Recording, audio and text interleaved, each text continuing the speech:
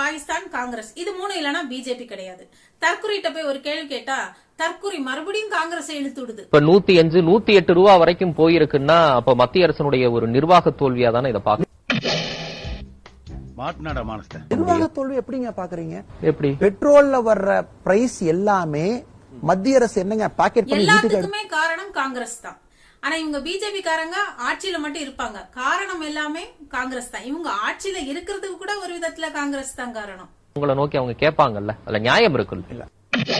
ஆனா நியாயமான கேள்வியா இருந்தாலும் கூட இத காங்கிரஸ் அவர்களை நீங்க காட்டி நியாயமா கேள்வி கேட்கணும்.